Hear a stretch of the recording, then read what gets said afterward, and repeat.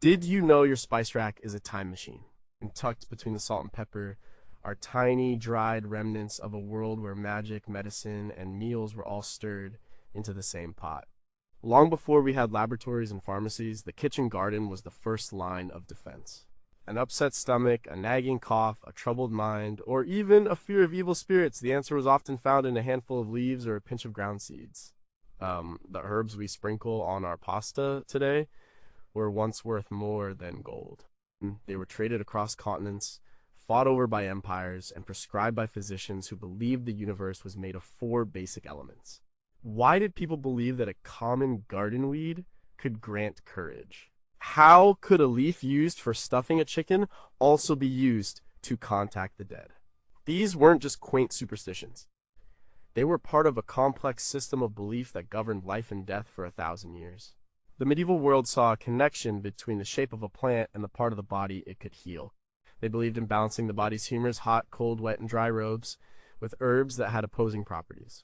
They lived in a world where the line between a poison and a cure was dangerously thin, and a cook was often just as important as a doctor. So let's open that cabinet and look at these familiar plants with new eyes. Let's see them not just as flavors, but as fragments of a lost world. Number 21. Could a sprig of green really sharpen a knight's mind? Rosemary, we know it, we love it on roasted potatoes and lamb.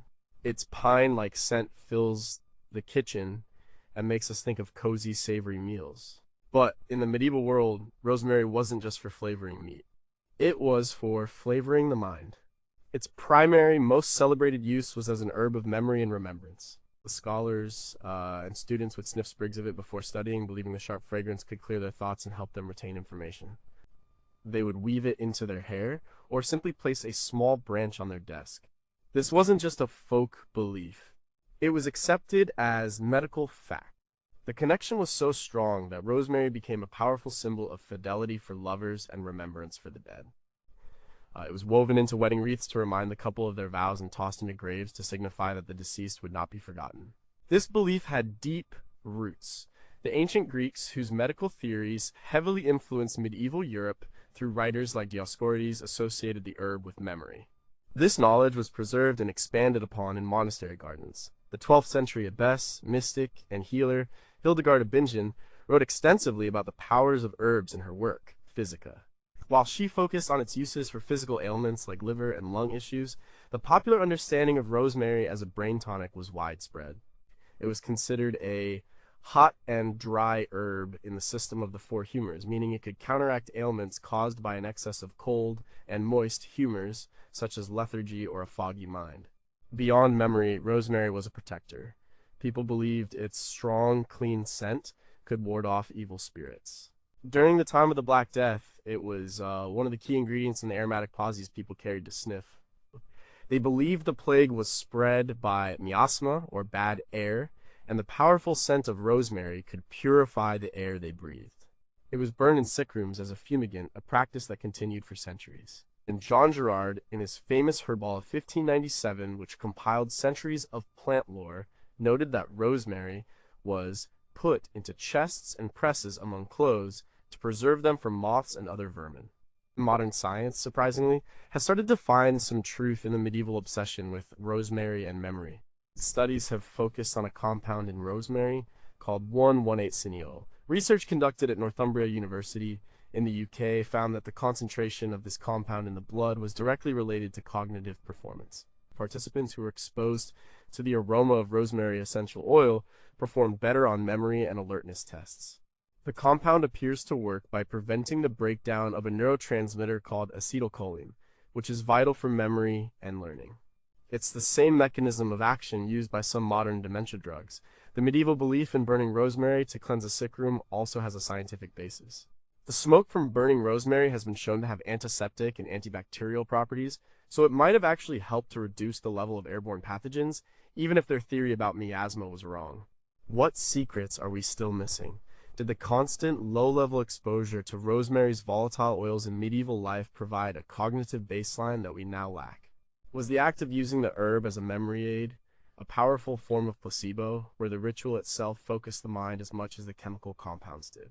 And what about the specific cultivars of rosemary used in the Middle Ages?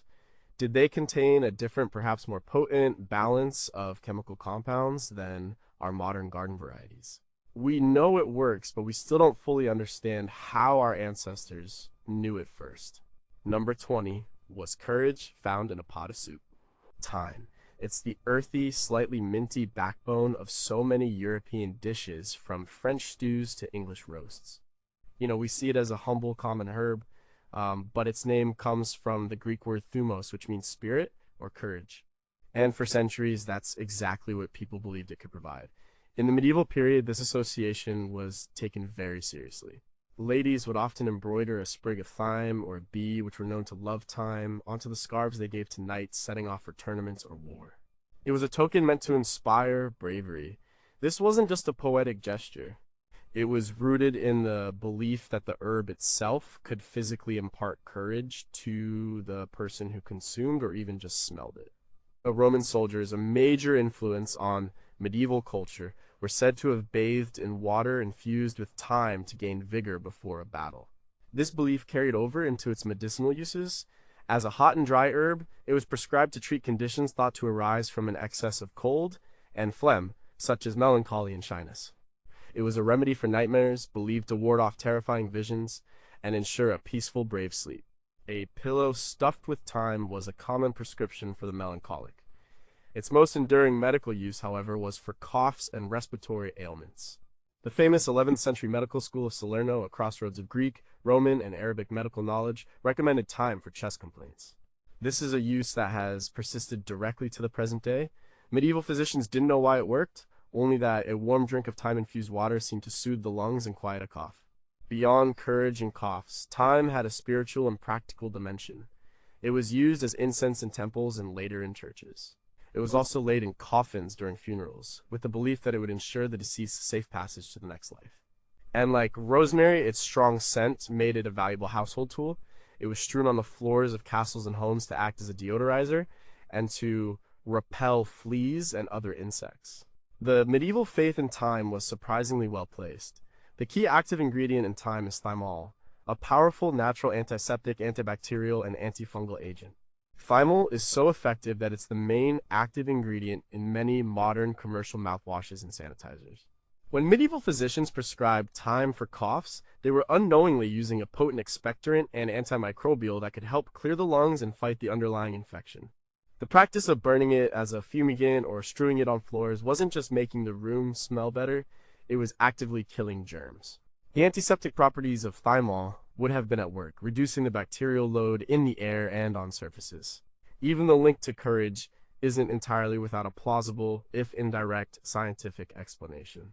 The bracing, stimulating scent of thyme can have an invigorating effect, and a warm thyme infusion can soothe the body. A person feeling physically well and invigorated is naturally more likely to feel confident and courageous.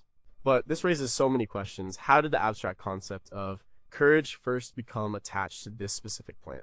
Was it a simple observation that the invigorating scent made people feel more alert? Could the mild antiseptic properties have helped knights on campaign stay healthier, thus appearing braver than their sickly comrades? And when they used thyme to ward off nightmares, were its calming, muscle-relaxing properties actually helping people sleep more deeply, or was it purely the power of suggestion?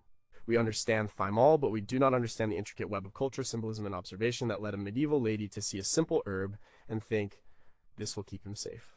Number 19. Why was this weed more valued than gold? Sage. The flavor of Thanksgiving stuffing, the herb that pairs so perfectly with pork and poultry. Its scent is pungent, almost medicinal, and its velvety, gray-green leaves are unmistakable. In the medieval kitchen, it was a staple, but its importance went far, far beyond the cooking pot. Its very name, salvia, comes from the Latin salvere, which means to save or to be in good health. This wasn't a name given lightly. Sage was considered one of the most powerful and essential healing herbs, a virtual cure-all. There was a famous medieval proverb often attributed to the school of Salerno that asked, Cur moriatur homoque salvia crescit in horto? Why should a man die who has sage in his garden? This wasn't just poetic exaggeration, it was a reflection of sage's central role in the medieval apothecary. It was used for an astonishing range of ailments. It was a primary treatment for digestive problems, bloating, and gas. It was used to stop bleeding from wounds, with crushed leaves applied directly as a poultice. A tea made from sage was the standard remedy for sore throats, coughs, and colds. It was also believed to strengthen the memory and quicken the senses, much like rosemary. Beyond these common uses, it was prescribed for more serious conditions like fevers, liver disease, and even epilepsy. Women used it to regulate menstruation and to help wean babies, as it was thought to reduce the production of breast milk. The plant was so revered that Charlemagne, the 8th century emperor, ordered it to be grown in the imperial gardens, recognizing its vital importance. Another forgotten use was as a primitive form of toothpaste. People would rub the fresh leaves on their teeth and gums to clean them and whiten them, a practice that likely worked due to the plant's astringent qualities. The medieval trust in sage as a healer and preservative has been overwhelmingly vindicated by modern science. We now know that sage is packed with powerful chemical compounds. Its ability to soothe sore throats comes from its anti-inflammatory and antiseptic properties. Its use on wounds was effective because it contains tannins, which are astringent and help constrict blood vessels to stop bleeding, as well as antibacterial compounds that prevent infection. The reason it was so prized in the kitchen, beyond its flavor, was that it's a potent antioxidant. When medieval cooks rubbed sage on meat, they were unknowingly using these antioxidants to slow down the process of the fats going rancid, effectively preserving the meat for longer. This was a crucial function in a world without refrigeration. The belief that it helped with memory also has a modern echo studies have suggested that sage can enhance cognitive function and may be beneficial in the treatment of Alzheimer's disease, again by affecting the neurotransmitter acetylcholine. Yet, deep questions remain. The proverb, "Why should a man die who has sage in his garden?" suggests an almost absolute faith. How did this faith develop? Was it simply because it was effective for so many common non-lethal ailments, coughs, cuts, indigestion, that it gained a reputation for being able to cure everything? When they used it to preserve meat, did they connect the dots and realize it was actively stopping spoilage, or did they just consider it a purifying herb in a more magical sense? We know sage contains thujoni, a compound that can be toxic in very high doses. How did medieval herbalists navigate this danger? Did they have a deep, intuitive understanding of dosage that has been lost to time, or were there many unrecorded cases of sage poisoning? Number 18, was this garnish a gateway to the underworld? Parsley. We think of it as the most boring of herbs, a little green fluff on the side of a plate, meant to be pushed aside. Or a mild, fresh flavor chopped into salads and sauces. In the medieval world, however, parsley had a dark and complicated reputation. It was a plant deeply connected with death, the underworld, and evil. This association came from the ancient Greeks and Romans, who used parsley to make funeral wreaths and to decorate tombs. They had a saying, "Ies tai selenon," meaning to need only parsley, which was a gentle way of saying someone was on their deathbed. This dark folklore seeped into medieval Europe. Parsley was notoriously difficult to germinate. The seeds take a long time to sprout, and the folk explanation was that the seed had to travel to hell and back 7 times before it could grow. Because of this, it was considered bad luck to transplant parsley. If you moved a parsley plant, you were inviting death or misfortune into your household.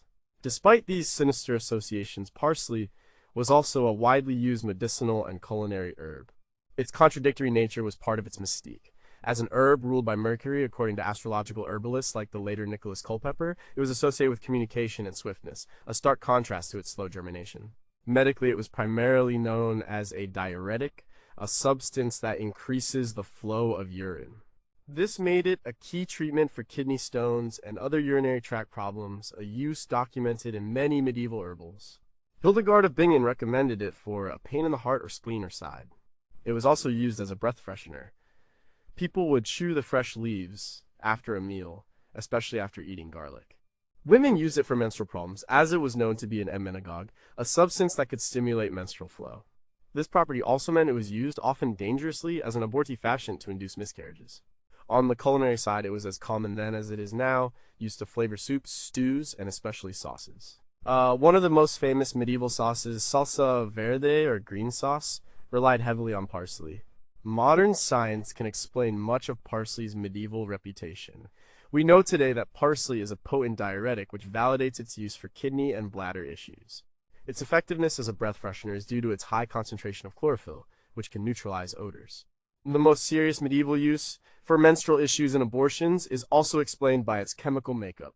Parsley contains compounds called apiol and myristicin. In high concentrations, these substances can stimulate uterine contractions, which is why it was effective but also incredibly dangerous, as the dosage for effect was very close to a toxic dose that could cause liver and kidney damage. Its reputation for being difficult to germinate is also true. The seeds have a tough outer coat that contains furanocoumarins, which inhibit the germination of other seeds and can slow its own sprouting unless the conditions are just right. This leaves us with fascinating questions. How did medieval people reconcile parsley's dual identity as a common kitchen herb and a symbol of death? The cooks feel a twinge of unease chopping it for a sauce. When herbalists prescribed it for kidney stones, were they aware of its more dangerous use as an abortifacient?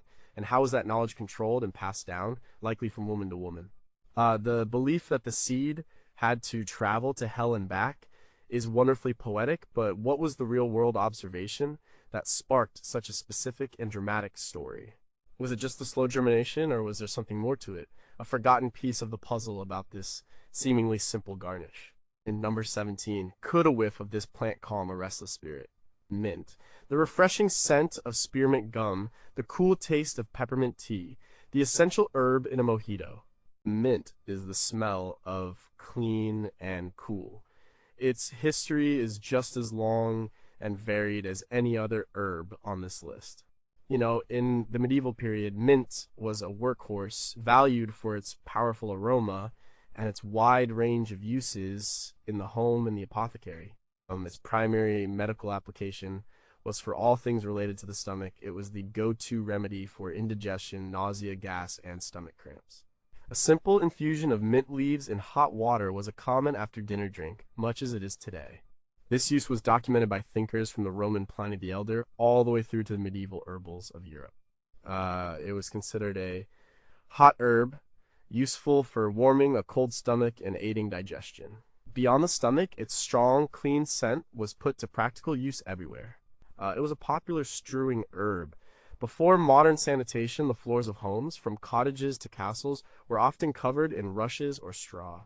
These would be mixed with fragrant herbs to cover up unpleasant smells and to deter pests. Mint was a favorite for this because it repelled mice and rats. Its name was even thought to derive from the myth of the nymph Minth, who was turned into the plant by a jealous Persephone.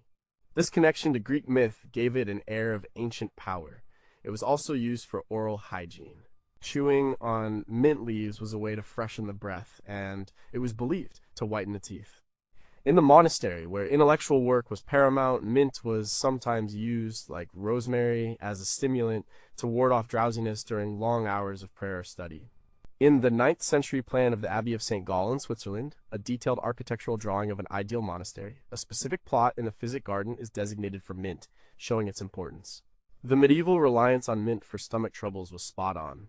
We know that menthol, the main active compound in mint, has a calming effect on the muscles of the stomach. It works as a carminative, which means it helps to expel gas, and as an antispasmodic, which means it can relieve muscle cramps in the intestinal tract. This is why peppermint oil is still a widely used and clinically studied treatment for irritable bowel syndrome (IBS). Its use as a pest repellent also has a strong scientific basis. The scent of menthol is genuinely offensive to rodents, and mint oil is used today as a natural mouse repellent. And its role as a mild stimulant is also plausible. The sharp, cool scent of mint is invigorating and can increase alertness, which would have been a welcome effect for a sleepy monk. But what about the things we can't explain? Mint was sometimes thought to be an anti-aphrodisiac, with Aristotle supposedly advising Alexander the Great to have his soldiers avoid it lest it diminish their fighting spirit by quenching their libido. Where did this idea come from? Modern science hasn't found any evidence for this. Was there a specific variety of mint in the ancient and medieval world with different properties?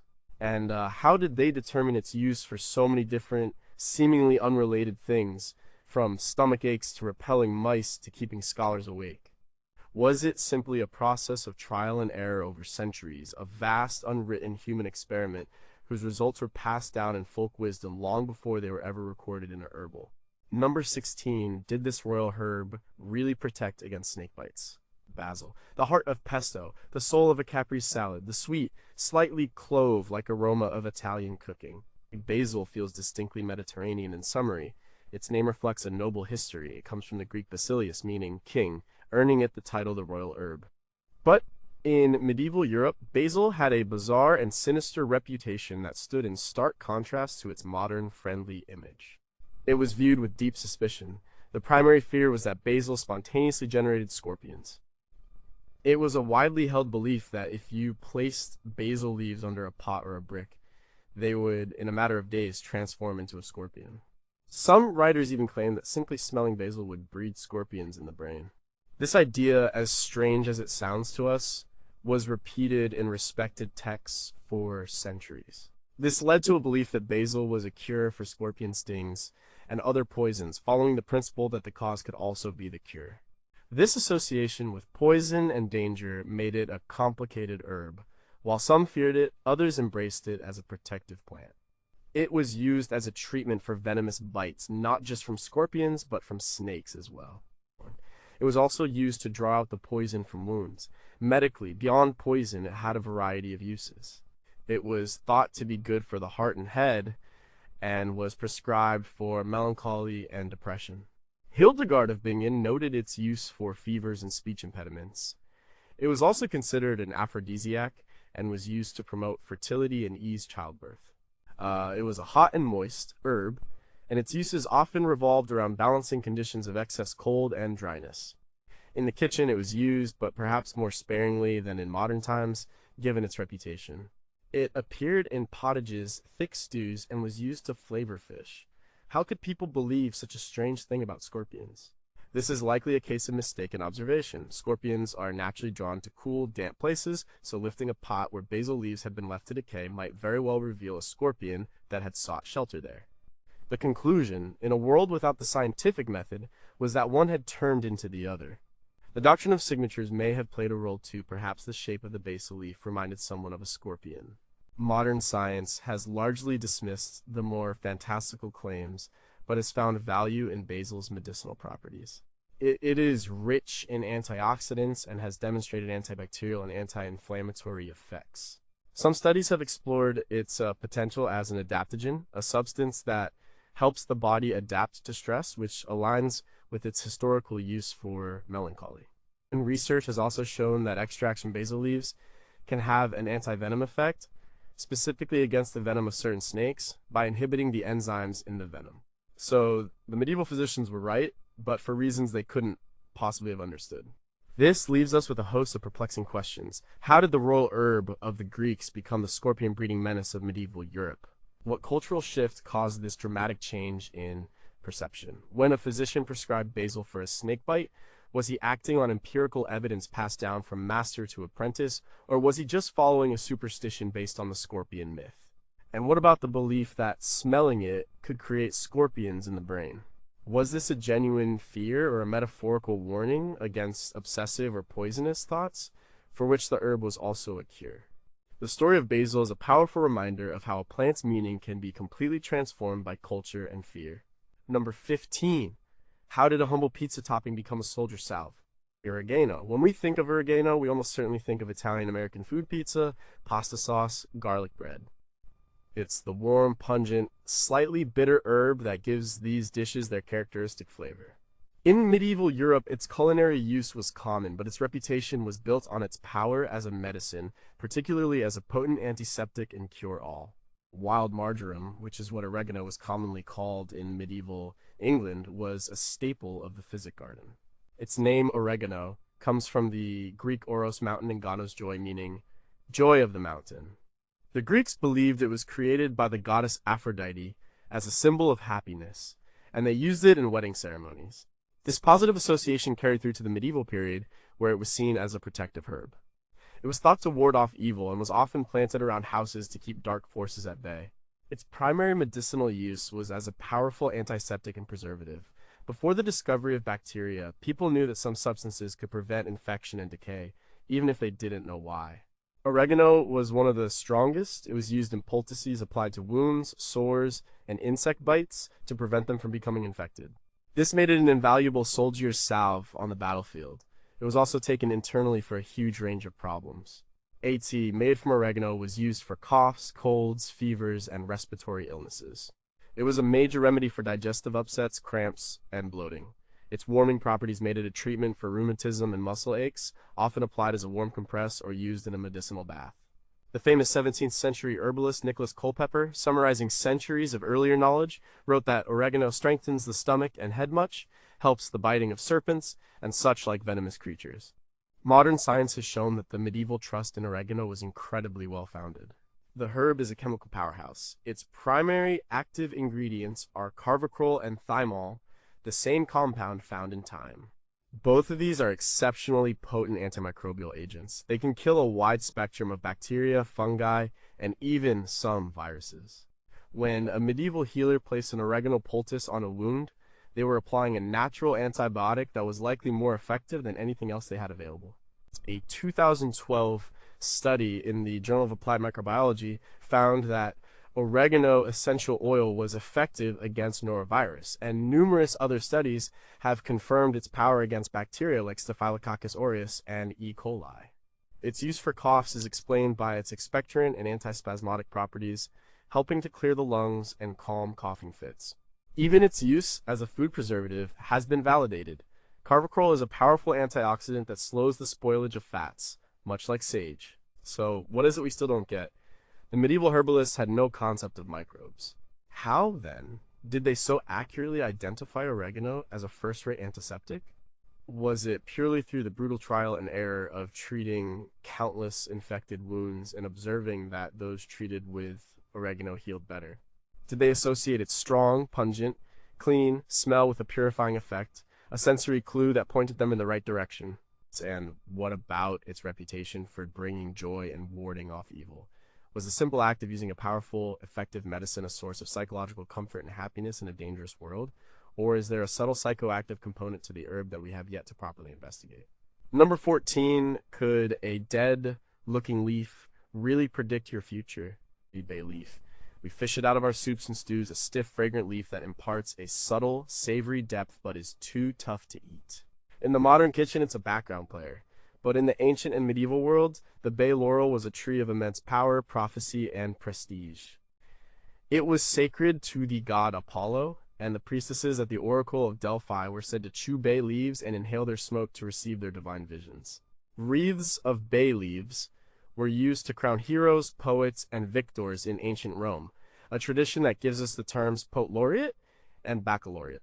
This legacy of honor and prophecy echoed loudly through the Middle Ages. The bay tree was seen as a symbol of victory, wisdom, and immortality because it is an evergreen. Charlemagne ordered it, planted on his imperial estates. It was a noble plant, not a common weed. Its association with prophecy was taken quite seriously. It was a key herb in divination rituals. People would burn bay leaves and interpret the way they crackled and popped in the fire. A loud crackle was a good omen. A silent, smoldering leaf was a sign of disaster. Young women would place a bay leaf under their pillow on the eve of St. Valentine's Day, hoping to dream of their future husband. Beyond magic, the bay tree was considered a powerful protector against earthly evils. It was widely believed that a bay tree could protect a house from lightning and that no evil or witch could harm a person standing under its branches. The 16th century physician Thomas Fair wrote that the bay leaf profiteth much against all evil. Its medicinal uses were also extensive. It was considered a warming herb, good for treating coughs, colds, and clearing congestion when made into a tea or inhaled as a steam. It was used for stomach ailments, to stimulate appetite, and to treat liver and spleen problems. The poultices of the leaves were applied to relieve the pain of bee and wasp stings. The science behind the bay leaf is more subtle than that of herbs like oregano. The leaves do contain a compound called eugenol, which has mild pain relieving and antiseptic properties, explaining their use on stings and in wound care. When burned, the smoke from bay leaves releases a chemical called linalool. Modern studies have shown that inhaling linalool can reduce anxiety and have a calming effect on the body and mind. This provides a fascinating scientific basis for its use by the Delphic oracles and in other rituals. Inducing a state of calm and reduced anxiety could certainly make one feel more open to visions or introspection. Its use in repelling insects in the pantry is also effective. The sharp scent of the leaves deters common pests like weevils and moths. But the biggest questions are about belief. How did the crackling of a burning leaf become a universally accepted method of divination? What series of events led people to conclude that this specific tree could repel a bolt of lightning from the heavens? Was there ever a recorded instance of a person surviving a lightning strike by standing under a bay tree, a single fluke event that became legend? And what of the visions of the priestesses at Delphi? Was the mild calming effect of linalool enough to induce prophetic trances, or were they using other more powerful psychotropic plants in combination with the bay? The bay leaf reminds us that for medieval people, the line between medicine, magic, and religion was not just blurry, it often didn't exist at all. Number 13, did this dill pickle ingredient stop witchcraft? Dill, the feathery, anise-flavored herb we associate with pickles, salmon, and potato salad. It feels light, fresh, and distinctly Scandinavian or Eastern European. Its name gives a clue to its primary medieval use. Dill comes from the Old Norse word dilla, which means to lull or to soothe. For centuries, dill was best known as a calming agent, a gentle remedy for babies with colic, and a sleeping aid for adults. A common remedy known as dill water was given to crying infants to soothe their stomach pains and help them sleep. For this reason, it was also known as meeting house seed, as people would chew on the seeds during long church services to quiet a rumbling stomach or to keep themselves from dozing off, a seemingly contradictory use that speaks to its role as a balancing herb. But dill had a more dramatic and magical purpose. It was a powerful protective herb, specifically against witchcraft and the evil eye. It was hung over doorways and the cradles of newborns to protect them from curses. It was carried in small bags as a personal amulet against dark magic. If you suspected someone of being a witch, you could burn dill to drive them away. It was also an ingredient in potions designed to break existing spells. This belief was incredibly widespread across Europe. This protective power was linked to its strong, clean scent, which was thought to be offensive to evil spirits. It was also, like many other herbs, considered an aphrodisiac and was used in love potions, adding another layer to its magical resume. Medically, beyond its use for colic, it was used to promote lactation in nursing mothers and, like parsley, as a diuretic to treat urinary problems. Modern science has found evidence to support dill's traditional medicinal uses. The seeds contain volatile oils, including carvone and limonene, which have antispasmodic properties. This means they can help relax the smooth muscles of the digestive tract, explaining exactly why dill water was so effective for calming colic in babies and soothing indigestion in adults. It's a gentle but effective carminative. Studies have also shown that dill can have a mild sedative effect, which accounts for its use as a sleeping aid. Its use in promoting lactation also has some scientific backing, as certain compounds in the plant may have an effect on hormones related to milk production. The magical questions, however, are the most compelling. Why dill? Of all the aromatic herbs, why did this one become so specifically associated with protection against witchcraft? Was there a famous, now lost story or legend that cemented this reputation? The belief was so strong and so specific. When people hung it over a baby's cradle, was the calming effect of the herb's aroma on the infant perceived as a magical calm that repelled evil? In other words, did they see a real physical effect, a soothed baby and attribute it to a supernatural cause? And how did they decide? It was an aphrodisiac on one hand and a tool against evil witches on the other. The story of dill shows how a plant's real, observable chemical properties can become the foundation for a rich and complex system of magical belief. Number 12. Could chewing this seed make you less lonely? Fennel. With its feathery fronds and bulbous base that tastes of licorice, fennel is a distinctive vegetable and herb. In the medieval world, it was one of the 9 sacred herbs of the Anglo-Saxons, mentioned in the 10th century Lacandunga manuscript. This collection of medical texts and charms shows fennel's deep roots in both the physical and magical healing traditions of early medieval Europe. Like its cousin dill, fennel was known for its effects on digestion. The seeds were chewed after a large feast to prevent gas and indigestion. This is a tradition that continues today in India, where roasted fennel seeds are offered after a meal as a breath freshener and digestive aid. It was also a key ingredient in gripe water for colicky babies, but fennel's most interesting medieval use was as an appetite suppressant and a cure for loneliness. It was known as the Lenten seed. During Lent, the period of fasting before Easter, churchgoers would chew fennel seeds to ward off hunger pangs during long services and periods of abstinence. This practical use evolved into a more symbolic one. Because it could stave off physical hunger, it was also believed to stave off the hunger of the soul loneliness and sorrow. It was a plant of strength and perseverance. Medically, it was also used to improve eyesight. The Roman writer Pliny claimed that snakes ate fennel after shedding their skin to restore their sight, and this belief, part of the doctrine of signatures, led to fennel water being used as an eye wash. It was also used to increase milk in nursing mothers, and, like many licorice-flavored plants, was a common remedy for coughs and colds. And of course, it was a protective herb, hung over doors on Midsummer's Eve to protect the household from witchcraft and evil spirits for the coming year. The science behind fennel's main medieval uses is remarkably solid. The seeds are rich in a compound called anethole, which gives it its licorice flavor. Anethole is a known antispasmodic and carminative, which explains its effectiveness for digestion and colic. It relaxes the intestinal muscles and allows trapped gas to escape. The claim that it suppresses appetite also has merit. Chewing the flavorful seeds can trick the brain into feeling satisfied, and some studies suggest that anethole may have a direct, though mild, effect on appetite-regulating hormones. Its use as a galactagogue, a substance that promotes lactation, is also supported by modern research, as anethole appears to mimic the effects of estrogen. Even the belief that it helped eyesight may have a sliver of truth. While it can't cure blindness, fennel is a source of antioxidants that are beneficial for overall eye health, and a soothing eye wash made from it could reduce inflammation. But what about the stranger claims? How did a practical appetite suppressant become a cure for sadness? Was the act of physically controlling hunger a source of mental and spiritual strength for medieval people, making them feel less vulnerable to emotional distress? Or is there a subtle mood-altering effect of anethole that we haven't fully documented? And the snakes... Did anyone ever actually see a snake eating fennel? Or was this a story invented to fit the doctrine of signatures, a convenient fiction to explain why a soothing eye wash worked?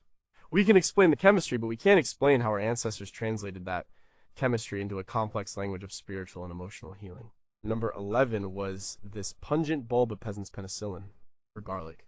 Few ingredients are as globally recognized and as fundamental to cooking as garlic. It's hard to imagine Italian, Chinese, or Middle Eastern food without it. Its pungent, aggressive flavor and aroma are unmistakable. In the medieval world, garlic was not just a food, it was one of the most powerful medicines available, especially for the common person who couldn't afford exotic spices or expensive physician's fees. It was the peasant's panacea. Its primary and most important use was as a powerful weapon against infection and disease. Long before Louis Pasteur discovered germs, people knew that garlic could fight sickness. It was eaten raw as a preventative measure against all sorts of ailments, from the common cold to the much more terrifying plague. During outbreaks of disease, people would hang braids of garlic on their doors and wear cloves of it around their necks, believing its powerful smell could ward off the bad air or miasma that they thought carried illness. The 12th century Welsh Book of Medicine, the physicians of Midfi prescribed garlic for everything from coughs and colds to snake bites and madness. It was considered a hot and dry substance, perfect for treating cold and moist conditions like respiratory infections. It was mashed into poultices and applied to wounds, sores, and even leprous lesions to prevent infection. It was also a famous remedy for intestinal worms and other parasites, a common problem in the medieval period due to poor sanitation. Beyond its role as an antibiotic, it was a food of strength. Laborers and soldiers were often given a ration of garlic, as it was believed to increase stamina and ward off exhaustion. The ancient Egyptians fed it to the slaves who built the pyramids for this very reason, a practice that was well known to medieval scholars. Its reputation was so potent that it was also inevitably considered a protection against supernatural evil, particularly vampires and demons, who were thought to be repulsed by its purity and strength. Modern medicine has spent a great deal of time and money confirming what medieval peasants knew all along. The magic of garlic lies in a sulfur compound called allicin. Allicin is produced when a clove of garlic is crushed or chopped. It is a broad-spectrum antibiotic, effective against a huge range of bacteria, fungi, viruses, and parasites. When a medieval healer put a garlic poultice on a wound, they were applying a substance that modern science has shown can be as effective as some pharmaceutical antibiotics. Its use against the common cold is supported by studies showing that garlic can boost the immune system and reduce the severity and duration of symptoms. Its cardiovascular benefits, including lowering blood pressure and cholesterol, also align with its reputation as a strength-giving food. The belief that it could fight the plague might even have a tiny kernel of truth. While it couldn't cure the bubonic plague, which is bacterial, its strong smell is known to repel fleas, the very insects that carried the disease from rats to humans. So many questions remain. Without microscopes, how do they so perfectly identify this one bulb as a supreme germ killer? Was it the simple, brutal observation that people who ate a lot of garlic just didn't get sick as often? The belief that it repelled vampires is famous. But where did it start? Was it an extension of its real-world ability to repel smaller blood suckers like leeches and insects? Or was it linked to the idea that its pure and holy nature was anathema to the undead? And given its proven power, how much of medieval folk medicine was not superstition at all, but a highly effective unwritten pharmacology based on centuries of direct human experience? Number 10, can a common vegetable tell the story of social class? Onion. The humble onion is the foundation of countless dishes. It's so common, so essential, that we barely even think of it as an ingredient. It's just there. In the medieval world, it was just as fundamental, but it was also a clear marker of social class. Along with garlic and leeks, the onion was a staple food of the poor. It was cheap, easy to grow in almost any soil, and stored well through the long winter months. A peasant's meal would very often consist of dark bread, some cheese, and a raw onion. Pottage, the thick, ever-simmering stew that was the daily meal for most people, would be built on a base of onions. While the nobility might eat onions in fancy sauces or as a minor part of a meat dish, relying on it as a primary source of sustenance was a sign of a hard life. But this humble vegetable was also a respected medicine. Like its cousin garlic, the onion was seen as a powerful tool against sickness. It was used as a diuretic and an expectorant, making it a common remedy for coughs, colds, and bronchitis. A roasted onion poultice was often applied to the chest to relieve congestion. It was also used to treat earaches, with a piece of warm, roasted onion being placed in the ear canal. Its strong juice was applied to insect bites and stings to relieve the pain, and was even used as a primitive treatment for baldness, with the belief that rubbing it on the scalp could stimulate hair growth. And garlic, its pungent aroma meant it was used as a fumigant and a protective charm during epidemics. People would hang onions in their homes to absorb the sickness from the air, a practice that led to the later folk belief of placing a cut onion in a sick room. The famous prophet Nostradamus, who lived at the tail end of the medieval period, reportedly used onions extensively while treating plague victims, though his methods were not recorded in detail. The medicinal value of the onion is well supported by modern research. Onions are rich in sulfur compounds similar to garlic, which have antiseptic and anti-inflammatory properties. This explains why an onion poultice could soothe a chest infection or an insect bite. They are also a fantastic source of quercetin, a powerful antioxidant and anti-inflammatory flavonoid. Quercetin has been studied for its ability to boost the immune system and fight inflammation, which aligns perfectly with the onion's historical use for colds and other illnesses. The idea of it stimulating hair growth isn't entirely baseless. Either the sulfur in onions is a key component of keratin, the protein that makes up hair, and some small studies have shown that onion juice can be effective in treating certain types of hair loss. This raises some fascinating questions about perception. Did the nobility look down on the onion as a medicine precisely because it was the food of the poor? Was there a class system of remedies, with expensive imported spices seen as more potent than a common garden vegetable, even if the onion was more effective?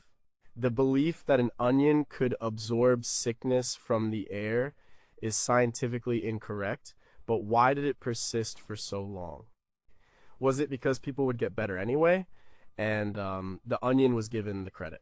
Or was there a powerful psychological comfort in having a physical object to blame for the illness, a trap that had captured the disease and could be safely thrown away? At number 9 was this yellow spice of forgery of a more precious one, mustard. The sharp, pungent kick of mustard is a familiar taste in sandwiches and on hot dogs. It's a condiment, a flavor enhancer. In the medieval world, it was one of the few sharp, spicy flavors widely available to everyone in Europe. Unlike pepper, which had to be imported at great cost, mustard plants grew readily in local gardens. The practice of crushing the seeds and mixing them with an acidic liquid like vinegar or verjuice, the juice of unripe grapes, to make a prepared mustard paste, is very old, described by Roman writers and perfected in the medieval monasteries of France, particularly in Dijon, a city that became synonymous with mustard by the 13th century. It was used to make bland foods more exciting and, more importantly, to mask the taste of meat that was beginning to spoil. But mustard's primary role was medicinal. It was the ultimate hot and dry remedy. Its most famous application was the mustard plaster, a paste of ground mustard seeds spread on a cloth and applied to the skin, usually on the chest or back. This was the standard treatment for chest colds, bronchitis, pneumonia, and rheumatism. The plaster would cause the skin to become red and hot, and this was seen as a way of drawing out the cold, wet sickness from deep inside the body. It was a powerful and sometimes painful treatment, but it was used for centuries. Internally, mustard was used to stimulate the appetite, aid digestion, and clear the sinuses. The Greek physician Dioscorides, a foundational source for medieval herbalism, recommended it for a wide variety of ailments. It was also used as an emetic, a substance to induce vomiting in cases of poisoning. The science behind the mustard plaster is straightforward. The compounds in mustard seeds that give them their heat, primarily sinigrin and myrosin, are powerful irritants. When applied to the skin, they cause the capillaries to dilate, which increases blood flow to the area. This creates a sensation of warmth and can help to relieve muscle pain and congestion in the tissues below. It works as a counter-irritant by creating a mild irritation on the surface it distracts from and can help relieve deeper pain. It doesn't draw out the sickness as medieval physicians believed, but it does produce a real physiological effect that can make a patient feel better. Its use for clearing the sinuses is also obvious to anyone who has ever had a particularly strong dose of wasabi. A relative of mustard, the volatile compounds are powerful decongestants. Interestingly, mustard was also sometimes used as a cheap substitute for saffron to give food a yellow color, making it a common medieval forgery. But this leaves us wondering about the patient's experience. How painful was a mustard plaster? In an age with few effective painkillers, was this treatment a case of the cure being worse than the disease? How did physicians determine the correct dosage and duration, learning to create a therapeutic irritation without causing actual burns and blisters? And why did this specific, rather aggressive treatment become so universally accepted for respiratory illnesses? Was it the visible effect of the red skin that convinced both patient and doctor that something powerful was happening, a tangible sign of healing in a world full of invisible threats? Number 8, how could a dried flower bud be worth more than a man's life? Clove. The warm, sweet, and intensely aromatic spice we associate with Christmas baking, mulled wine, and studding a holiday ham. That tiny, dried flower bud comes from a tree native only to the Moluccas, or Spice Islands, in what is now Indonesia. In the medieval period, this geographic rarity made cloves one of the most valuable commodities on earth. They were quite literally worth more than their weight in gold. The journey from the Spice Islands to a European kitchen was a long and perilous one, controlled by a chain of Arab, Venetian, and Genoese traders who guarded the secret of their origin fiercely. To have cloves in your kitchen was a sign of immense wealth and status. They were used in cooking, but sparingly, to flavor spiced wines, sweet custards, and to preserve fruit.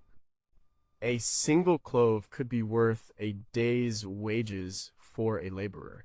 The immense value of cloves was driven not just by their flavor, but by their perceived medicinal power. Cloves' most famous use, which has endured to this day, was for toothache. A single clove, or a paste made from it, pressed against an aching tooth or gum, could provide powerful numbing relief. In an era without modern dentistry, this was nothing short of a miracle. This numbing property led to it being used for other pains as well. It was considered the hottest and driest of the spices, a powerful tool for balancing cold and wet humors. It was used to treat indigestion, nausea, and vomiting. It was also believed to be a potent aphrodisiac. As a symbol of wealth and power, it was a key ingredient in pomanders, metal orbs filled with aromatic spices like cloves, nutmeg, and cinnamon that were carried by the rich to ward off disease and bad smells. A 14th century ship's inventory might list sacks of grain and barrels of wine, and then a tiny, precious pouch containing just a few pounds of cloves, with the cloves being the most valuable item on the list. The medieval faith in clove for toothache was based on pure chemical reality. The primary active ingredient in clove oil is eugenol, the same compound found in bay leaves, but in a much higher concentration. Eugenol is a powerful natural anesthetic and antiseptic. When you put a clove on a toothache, the eugenol numbs the nerve endings, providing immediate pain relief, while also killing the bacteria that might be causing the infection. It is so effective that eugenol is still used in modern dentistry as a component of temporary fillings and dental cements. Its use for indigestion is also supported. Eugenol can help relax the smooth muscle lining of the digestive tract, easing cramps and nausea. Its strong antiseptic properties also made it an effective preservative, a key reason for its inclusion in meat and fruit preparations. The questions that arise from the story of clove are about economics and human desire. How did the knowledge of this obscure Indonesian flower bud first reach Europe, and who was the first person to realize its incredible value? The lengths to which people would go sailing halfway around the world, fighting wars, establishing colonial empires, all for a tiny dried spice, seems astonishing. Did the extreme cost of cloves enhance their perceived medicinal power through a placebo effect? If something was that expensive, it had to work. And what about the people of the Spice Islands? How did their lives change when they realized the trees in their backyard were the source of a global obsession that would ultimately lead to their conquest and colonization? Number 7. Was this sweet bark a cure for the common cold? Cinnamon. The scent of cinnamon is the scent of comfort, of warm baked goods, of hot cider, of a cozy winter's day. Like clove, cinnamon was an incredibly precious and mysterious spice in medieval Europe. Its true origin, the bark of a tree native to Sri Lanka and parts of India, was a closely guarded secret of Arab traders for centuries. They spun fantastical tales to protect their monopoly, claiming it was harvested from the nests of giant birds in a far-off land. This mystery only added to its allure and its astronomical price. In the kitchen of a wealthy medieval lord, cinnamon was used in both sweet and savory dishes, a sign of status and a way to display wealth to guests.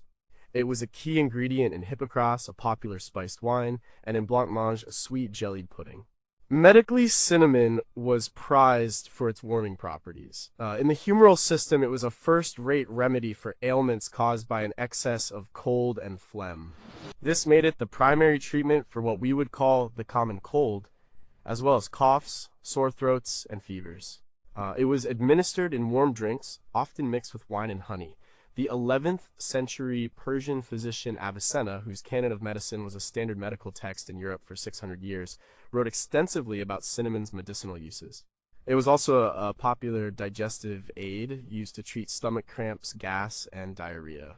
Its sweet, pleasant taste made it a more agreeable medicine than many of the bitter herbs it was often mixed with. Its preservative qualities were also highly valued. The same antibacterial properties that made it a good medicine also made it an effective preservative for meat, a crucial function in the days before refrigeration.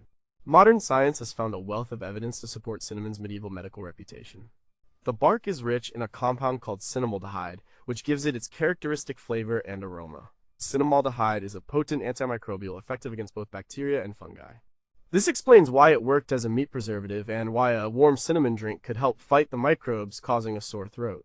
More recently, cinnamon has been the subject of intense research for its ability to help regulate blood sugar. Your studies have shown that it can improve insulin sensitivity, a finding that has made it a popular supplement for people with type 2 diabetes. While medieval physicians had no concept of blood sugar or insulin, they did prescribe cinnamon for ailments that might be related, such as excessive thirst and urination, suggesting they observed its effects without understanding the mechanism. Its anti-inflammatory properties also help explain its use for a wide range of ailments. But the stories traders told raised fascinating questions. Did European scholars and physicians actually believe the tales of giant cinnamon birds? Or did they understand it was a commercial fiction but repeat it anyway because it added to the spice's mystique and value? When a doctor prescribed an expensive dose of cinnamon for a cold, how much of the healing effect was from the cinnamon's actual properties, and how much was from the patient's belief that such a costly and exotic substance must be incredibly powerful? And could the widespread medieval use of cinnamon and other blood sugar regulating spices have had a long-term, unrecorded effect on the metabolic health of the wealthy classes who could afford to consume them regularly? Number 6. Did this nut induce hallucinations in medieval monks? Nutmeg, the warm, nutty, slightly sweet spice grated over eggnog or into a bechamel sauce. Along with its sister spice, mace, which is the lacy, red covering of the nutmeg seed, nutmeg was another treasure from the Spice Islands. Oh, like cloves and cinnamon, it was fantastically expensive and shrouded in mystery. A single nutmeg nut could be sold for a price that could set a man up for life. In the 14th century, it was said that a pound of nutmeg had the same value as 7 fat oxen. This incredible value made it a spice of the absolute elite. It was used to flavor custards and spiced wines, but it was also grated over food at the table as a final, ostentatious display of wealth. But nutmeg had a secret, darker side. It was known to have powerful effects on the mind. In high doses, nutmeg is a hallucinogen. This property was known, though perhaps not widely understood, in the medieval period. The 12th century abbess Hildegard of Bingen wrote of nutmeg, saying it opens his heart and purifies his senses and diminishes all bad humors in him. This sounds gentle enough, but other accounts are more dramatic. It was used medically in smaller doses as a stimulant, a digestive aid, and a treatment for flatulence. It was also believed to be a potent abortifacient and was used to bring on menstruation. Most importantly, during the plague years, nutmeg was believed to be one of the only effective protections against infection. This belief sent its price soaring to even more unimaginable heights. People wore it in amulets around their necks, convinced it could save their lives. The science of nutmeg is fascinating. The psychoactive effects come from a compound called myristicin, the same substance found in a lower concentration in parsley and dill. In the high concentration found in nutmeg, myristicin can induce hallucinations, dizziness, and paranoia. The effects are often described as unpleasant and can last for a day or more, accompanied by severe physical side effects. It is a powerful and dangerous deliriant.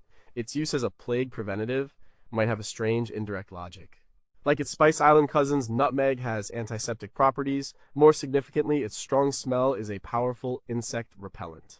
As the plague was spread by fleas, it's possible that wearing a pomander filled with pungent nutmeg did offer a small amount of protection by keeping the flea-carrying rats and the fleas themselves at a distance. Its medicinal use for digestion is also supported by its carminative properties. This leads to some truly shocking questions. Hildegard of Bingen recommended it to purify the senses. Was this a euphemism for its mind-altering effects? Did monks and mystics in the medieval period use nutmeg, perhaps in carefully controlled doses, to induce religious visions or ecstatic states? This is a controversial idea, but the chemical potential was right there in their spice chests. When people wore it as protection from the plague, was there any understanding of the insect repellent connection? Or was it pure superstition driven by the desperation of a terrifying pandemic?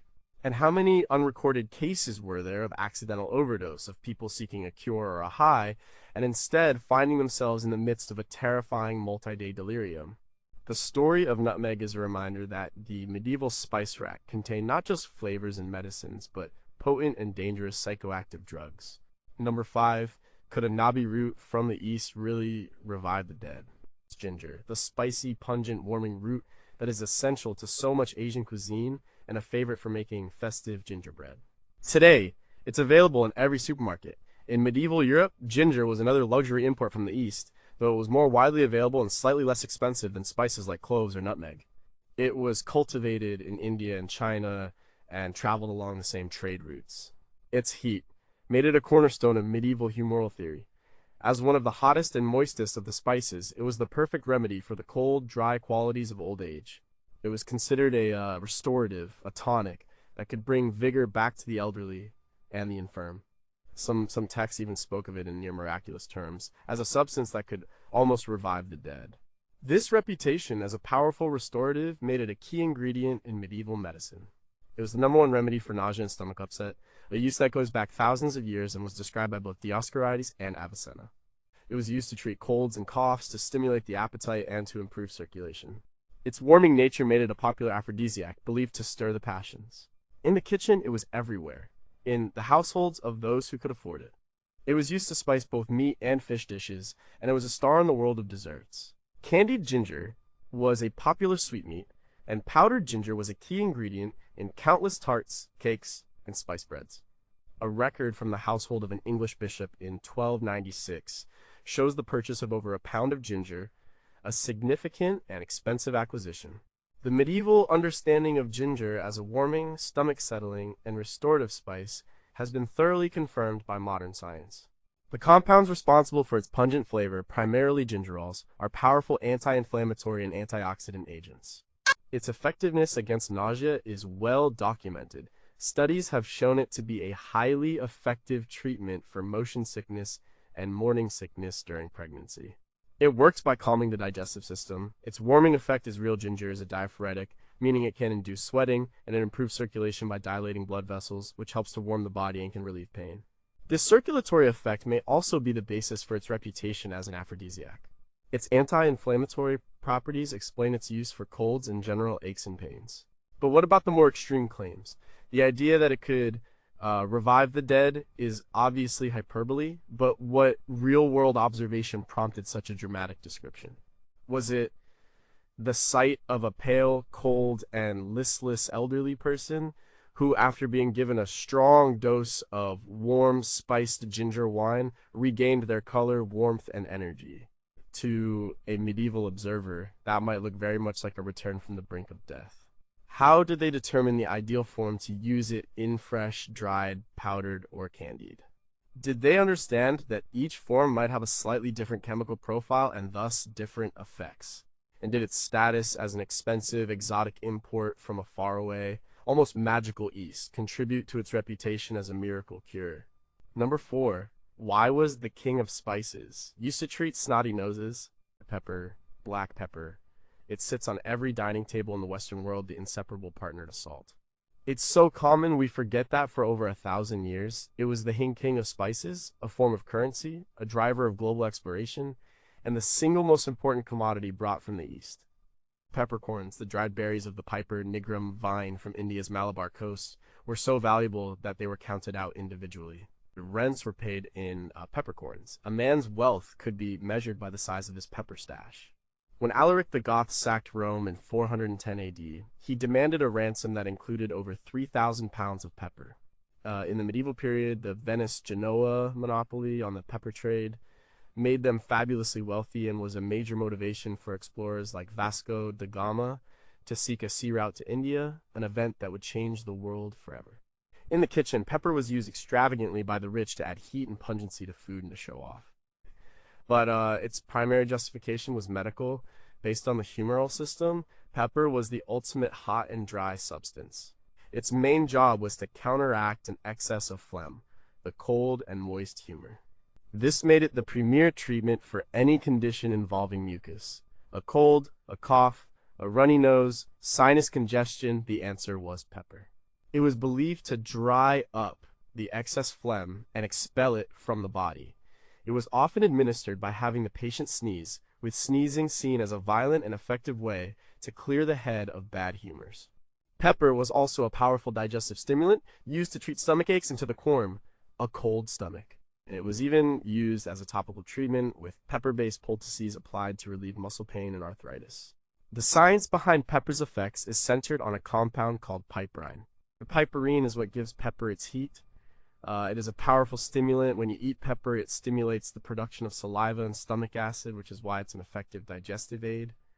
When it comes in contact with the mucous membranes in your nose and throat, it acts as an irritant, which causes you to sneeze or cough and can help to thin and loosen mucus, making it easier to expel. So the medieval theory that it dries up phlegm was wrong in its mechanism, but right in its outcome. It doesn't dry it up, it helps you get it out. Piperine is also a known anti-inflammatory and can increase blood flow when applied to the skin, explaining why a pepper poultice could soothe aching joints. Perhaps most interestingly, piperine has been shown to dramatically increase the bioavailability of other substances. For example, it can increase the absorption of curcumin, the active ingredient in turmeric, by up to 2,000%. Medieval physicians who mixed pepper with other herbs in their remedies were unknowingly making those remedies far more potent.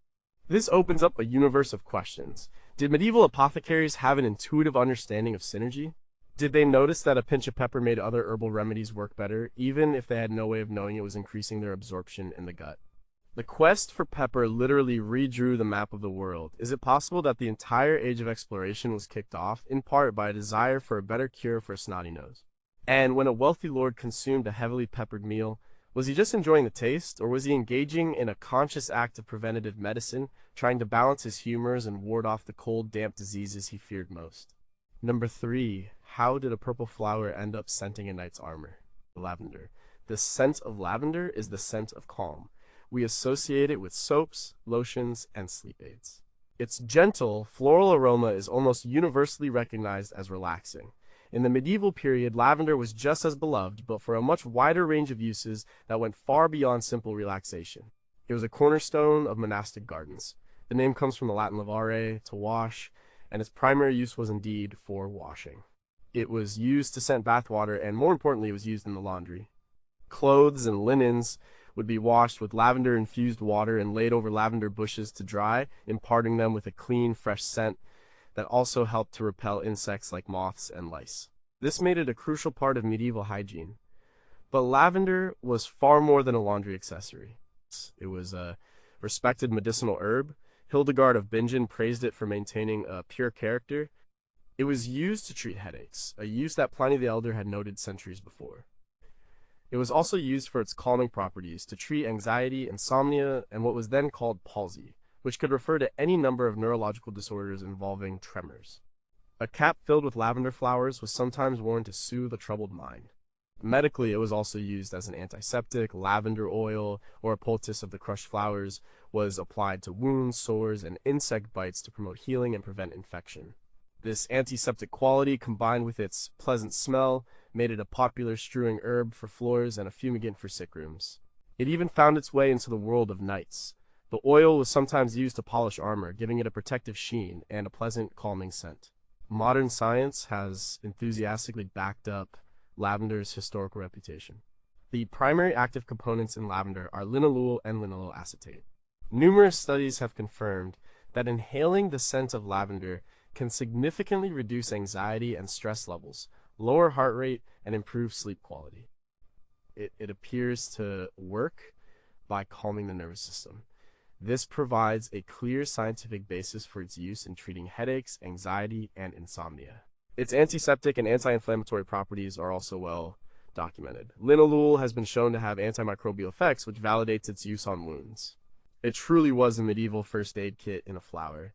Even its use as an insect repellent is effective. Lavender oil is a common ingredient in modern natural moth and mosquito repellents. This raises some questions about the less obvious uses. Scenting armor with lavender oil seems like a small, almost poetic detail, but was it more than that? In the high-stress, terrifying environment of a joust or a battlefield, could the calming scent of lavender emanating from a knight's own armor have provided a tangible psychological advantage, helping him stay calm and focused? When people strewed it on the floors, did they consciously notice that they had fewer flea and lice infestations in their homes? Or did they just associate the clean smell of lavender with a healthier, more pleasant living space? And how did it gain its reputation for promoting a pure character? Was this just a reflection of its clean scent? Or was the genuine calming effect it had on the mind seen as a way to soothe base passions and encourage virtuous thoughts? Number 2, could a cup of tea made from a roadside weed really help you see the future? Chamomile, those small white daisy-like flowers, make a tea that is famous the world over for its gentle calming effects. You know, it's what we drink before bed or to soothe an upset stomach. You know, its role in the medieval world was very similar, but with some added layers of magic and symbolism.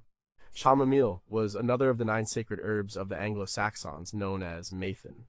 Its primary use, then as now, was as a calming agent and a sleep aid. A tea made from the dried flowers was a standard prescription for insomnia and anxiety. It was also a go-to remedy for stomach problems, including indigestion, gas, and colic in infants. It was known as the plant's physician because it was believed that planting chamomile next to a sickly or drooping plant would revive it. Its gentle nature made it a favorite for topical treatments as well. A warm chamomile compress or poultice was used to soothe skin irritations, rashes, and insect bites. It's a key ingredient in salves and ointments for healing wounds thanks to its anti-inflammatory properties. An infusion of chamomile was also used as a rinse to lighten hair, giving it a golden, sun-kissed look, a cosmetic use that was popular among women. But chamomile also had a connection to the sun and to prophecy. As a plant that looked like a tiny sun, it was associated with sun deities in pre-Christian traditions, and some of this solar magic lingered. It was sometimes used in incense or drunk as a tea before divination rituals, with the belief that its calming, clarifying effect could help one see the future or interpret dreams more clearly. The medicinal claims for chamomile have held up remarkably well under scientific scrutiny. The flowers contain a wealth of beneficial compounds, including apigenin and chamazulene. Apigenin is a flavonoid that binds to certain receptors in the brain, creating a mild sedative and anti-anxiety effect, which is why chamomile tea helps you relax and fall asleep. And chamazulene and other compounds have potent anti-inflammatory and antispasmodic properties, which explains why it is so effective at soothing skin irritations and calming an upset stomach. Its ability to heal wounds has also been confirmed in studies, which show it can speed up tissue regeneration. But what about its more mystical roles? The idea of the plant's physician is charming, but is there any scientific basis for it? We now know that some plants release chemicals into the soil that can benefit their neighbors, a process called allopathy. So is it possible that chamomile does something to improve soil health or deter pests in a way that actually helps nearby plants? And its role in divination study, was this purely symbolic, or did the very real calming effect of the apigenin allow a person to enter a more meditative, receptive state of mind where they felt more connected to their intuition? Could a simple cup of tea, by quieting the noise of the conscious mind, genuinely make someone feel like they could glimpse the future? Number 1. Why was this herb of love also used to embalm the dead? Marjoram, often confused with its more pungent cousin oregano, sweet marjoram has a milder, sweeter, more floral scent. Today, it's a culinary herb used in sausages, stuffings, and vegetable dishes. In the medieval world, marjoram was a plant of deep symbolic importance, associated with love, happiness, and death. According to Greek myth, it was created by Aphrodite, the goddess of love, and its sweet scent was said to be her touch. This made it the ultimate herb for all matters of the heart. It was woven into wedding wreaths for couples to ensure their happiness, and was used in love charms and potions. It was also a symbol of joy and was planted on graves to bring peace and happiness to the deceased in the afterlife. This dual role, celebrating the beginning of a new life in marriage and comforting the end of one in death, made it a profoundly important plant. Medically, it was known as a nervine, an herb that could soothe the nervous system. It was used to treat anxiety, depression, and insomnia. A pillow stuffed with marjoram was thought to ensure sweet dreams. It was also a warming herb, used to relieve the aches and pains of rheumatism and arthritis, often in the form of a warm compress or an infused oil. It was prescribed for colds and headaches, particularly those caused by coldness and dampness in the head. In the kitchen, it was used to flavor meats and stews, but it also had a practical purpose. Like oregano and sage, its antimicrobial properties made it a useful preservative. This preservative quality, along with its association with peace in the afterlife, meant it was sometimes used, along with other aromatic herbs, in the embalming process or to anoint the bodies of the dead before burial. The science behind marjoram's calming reputation is sound. The essential oil contains compounds that have a sedative effect on the nervous system, which explains its use for anxiety and insomnia. It also has antispasmodic and analgesic pain, relieving properties, validating its use for muscle aches and menstrual cramps. Its antimicrobial and antioxidant compounds confirm its role as a food preservative and explain its use in wound care and embalming, as it would have slowed down the process of decomposition. The medieval herbalist John Gerard noted that it was for those who are given to overmuch sighing, a wonderfully poetic description of its use for anxiety and sadness. This leaves us with the most profound questions of all. How does a single plant come to represent both the joy of a wedding and the peace of a funeral? Was it the sweet comforting scent that was deemed appropriate for both the peak of happiness and the depth of sorrow? Did its real, tangible ability to calm the nerves make it a natural choice for life's most emotionally overwhelming moments, both good and bad? And when people planted it on a grave, what did they truly believe they were accomplishing? Were they offering a physical comfort to the soul of the departed, or was it a ritual for the living, a way to use the comforting aroma of a familiar, gentle herb to process their own grief? The story of marjoram shows us that for our ancestors, the herbs in their garden were not just ingredients or medicines, they were a language used to speak about life's greatest mysteries, love, happiness, grief, and the hope for peace at the end of it all.